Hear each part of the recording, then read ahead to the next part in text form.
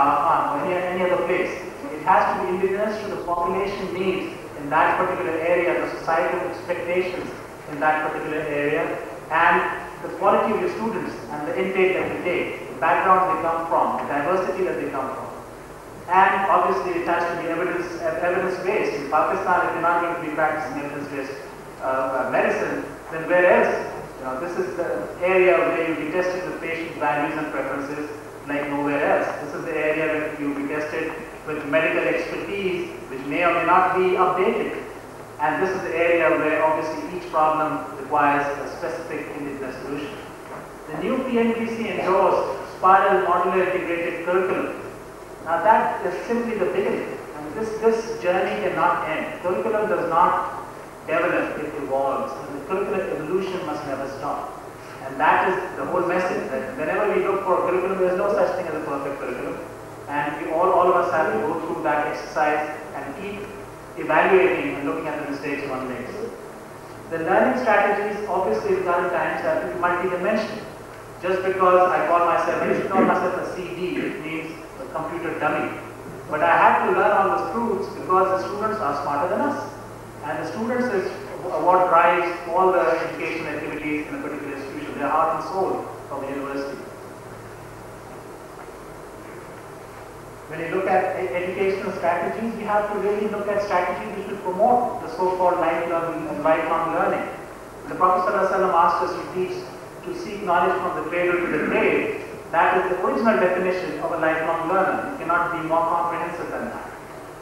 And that is, so it all means that you have to bring in active processes rather than passive rote learning. And active processes can only be acquired through discussion and dialogue and interaction in teams and groups, interaction with faculty, interaction with students.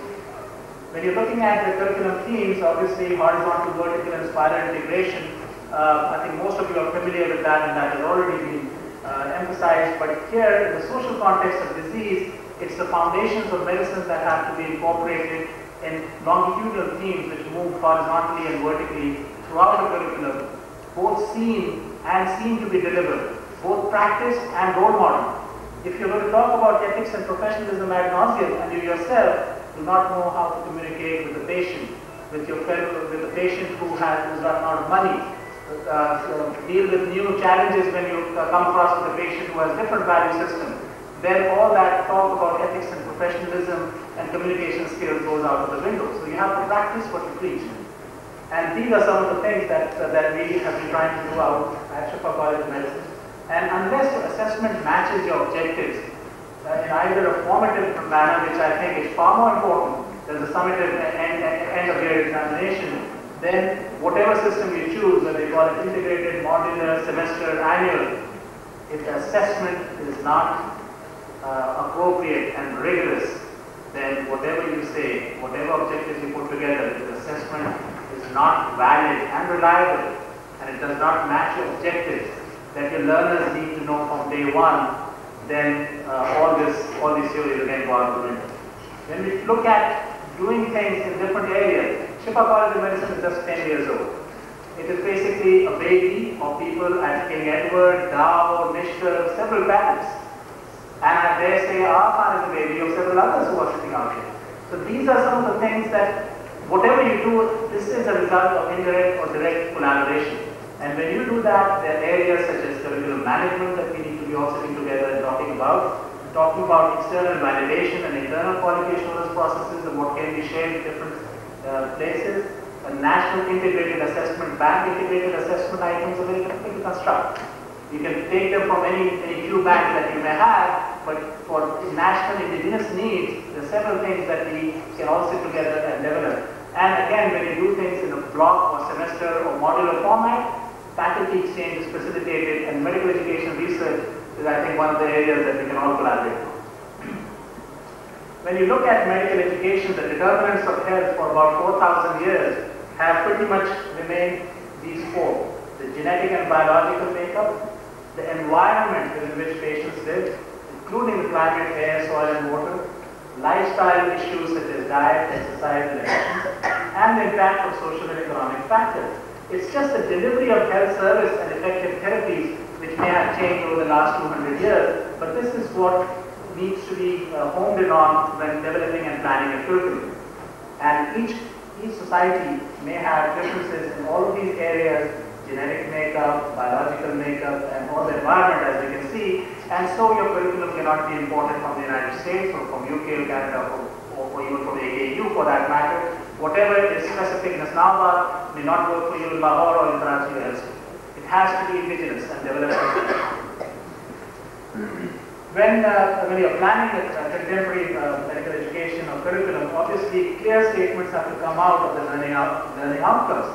Your public needs to know what you're setting out to do, and what sort of doctors will your program produce, what competencies, including all that as we highlighted earlier on, will they possess, and what basic skills should they have, and how will they be oriented to healthcare in the community. Will they have training in health promotion, competencies to undertake research, and commitment basically to the ethical principles of medical practice. Again, something he just said, but when you do it as role models, that is what is the hidden curriculum that students click on, and that has to be actively practiced. It is not a curriculum just planning in one phase in an isolated area. It has to be curriculum in action, seen to be actively being delivered.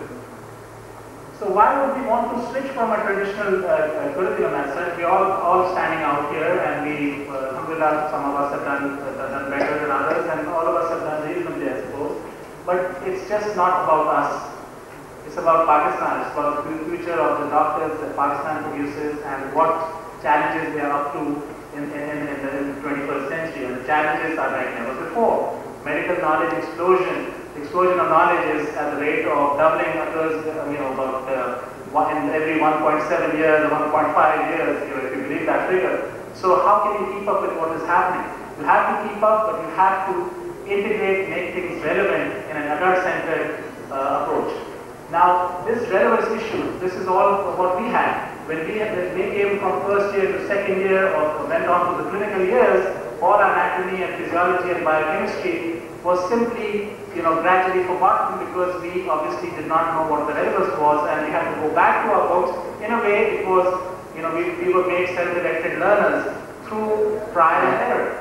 And that is what we have to be cognizant of in designing the curriculum from the beginning, that everything when the student does something on day one, as long as the relevance is realized, he will retain it. That's what adult learning theory is all about. Adults have great experience, they build on previous experience, they learn some things which relate to previous experience, and they learn things which are useful or they perceive as being relevant to the future careers. Everything else goes away.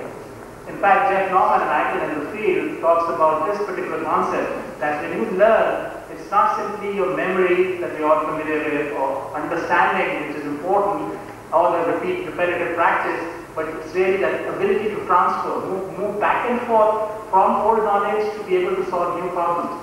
So this kind of capability, as opposed to simply competency, is what our curricula need to be designed on.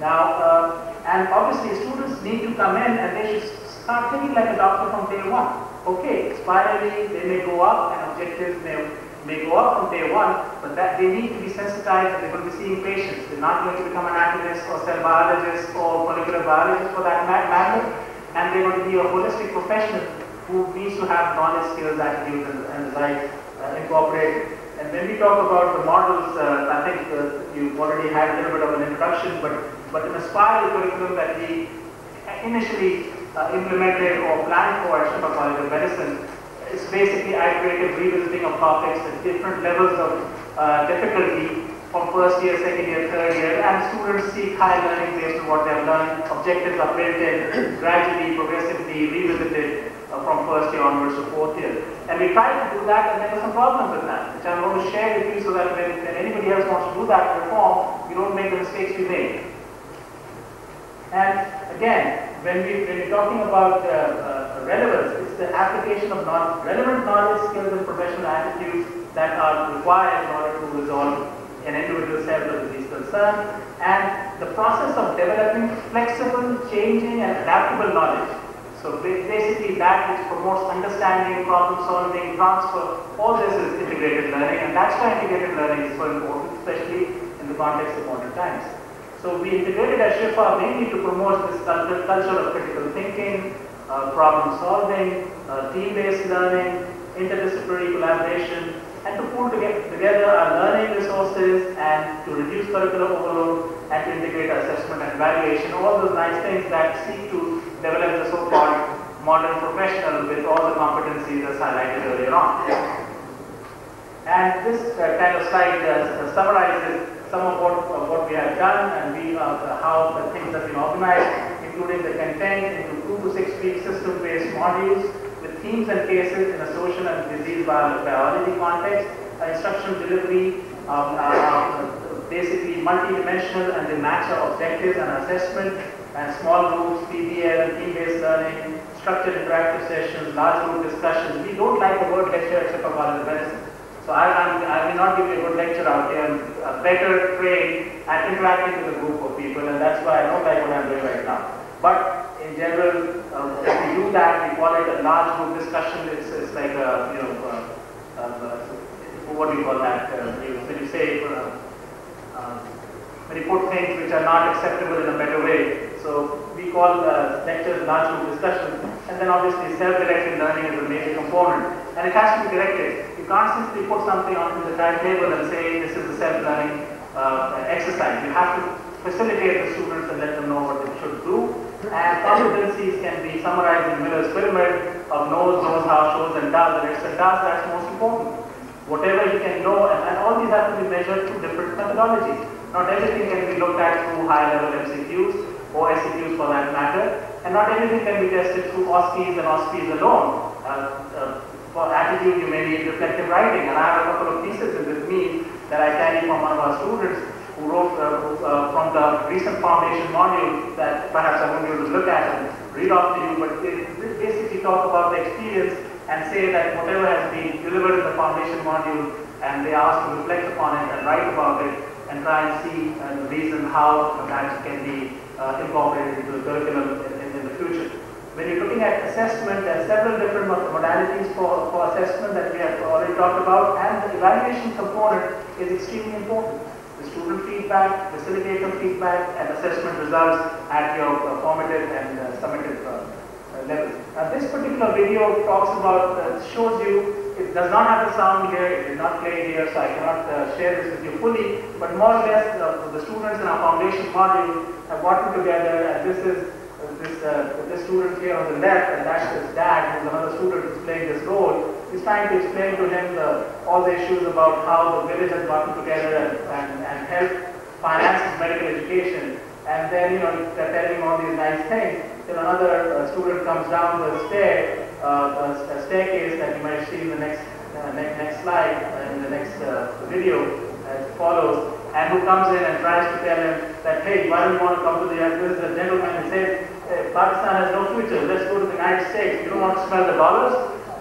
So this is the student who tries to put something like that, and then to how he responds to it. And we are made to realize that whatever it is, wherever they are, the duty is foremost to Pakistan, because that is what is giving them all these things. And to make them, this group of students who are probably paying quite a lot of money, who probably do not realize what the parents have gone through, may have had everything on a platter, literally, to come in and desensitize to these things. It takes active effort and participation of the faculty, and the students are encouraged to make these presentations as part of the group presentations in the foundation module. And I think this will be followed by one exercise where an ethical dilemma is identified by students, again in the foundation module in first year, which will be revisited in third year and fourth year and throughout all modules.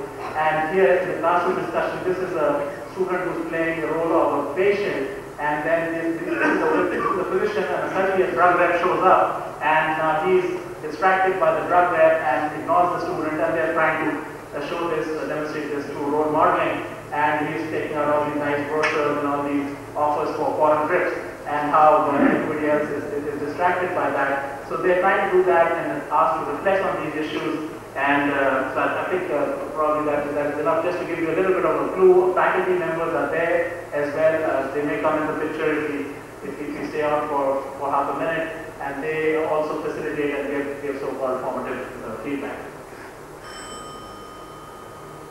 So let me just take you through this large journey in 2 minutes. If you allow me 2 minutes, I was given around 120 to 150, 30 minutes for this presentation, so I have another 10 minutes. So you're cutting me down, because this is what you enjoy the most. So basically, in order to do this, these are the steps for curricular reform, and you can see this in this form of a presentation with faculty perceptions and everything that went through. Or I would rather, if I do not have more than 2 minutes, show you all these things in the form of an exercise that will probably shock you. We live in Islamabad, the Shifa College of Medicine, the Shifa International Hospital, and a nice peaceful place. But being in Islamabad, a critical emergency was declared at Shifa in December 2003. And we administered an AMC graduation questionnaire, everything got exposed. They wanted me to take over as a curricular coordinator, and we wanted more volunteers for our task force. In July 2004, we debated about PBL or not to PBL. We introduced small groups. We had a foundation module take shape, and faculty started getting skeptical. Faculty resistance became overt, and we literally started having ongoing curricular wars. Then there was an integration task force for first year, second year courses to be put together. And meanwhile, the resistance was so much, I took off on a 1 year sabbatical, could not just take that resistance. I probably was not trained to work with faculty resistance. And by the time I came back, there was a disintegration of this integration task force, and they said, these things cannot be done in Pakistan. But the dean said, we must implement the new curriculum in 2007. And we were hoping it's December 2007 and not January.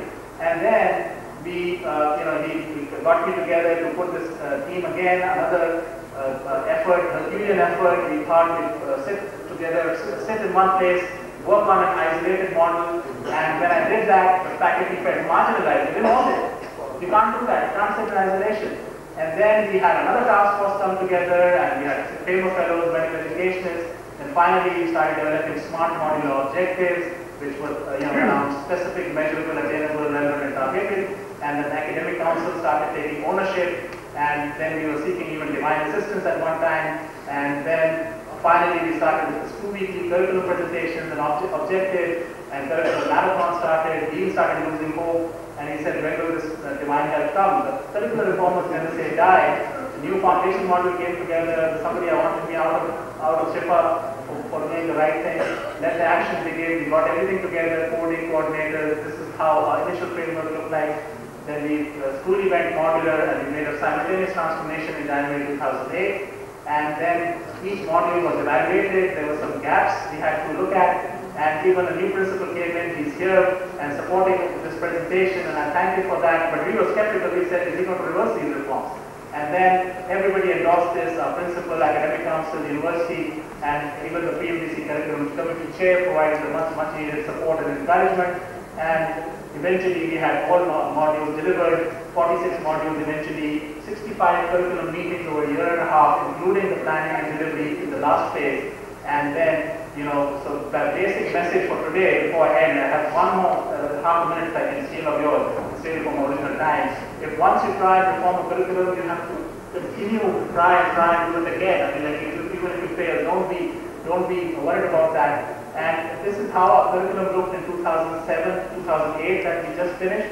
A series of modules here with the foundation module, with research ethics, EVM, professionalism, all incorporated, being revisited in third and fourth year, and system-based module in the first 2 years, revisited in third and fourth year. Problem with that is very obvious, that in third year they do general pathology and pharmacology, and fourth year they do special pathology, very disintegrated. So this is how we want to evolve, and in this particular year where now in fact this would be easier to see, our idea now is to simply go with this particular spiral, where all modules and systems in the first 2 years are completed somewhere on this phase, and then take this particular spiral where everything is revisited with pharmacology, general and special pathology, and the clinical portion. And here, lead the students for at least 2.5 years to do what they're doing the whole day, seeing patients, taking care of the patients.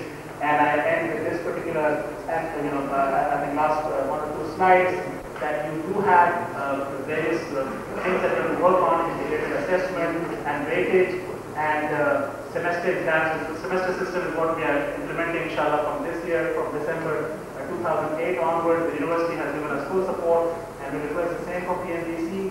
And obviously, the advantages are tremendous. But I want to end up with this quote from Bernard Shaw, that the future belongs to the unreasonable ones, the ones who look forward, not backwards, who are certain only of uncertainty, and who have the ability and the confidence to think completely differently. I thank you for your support.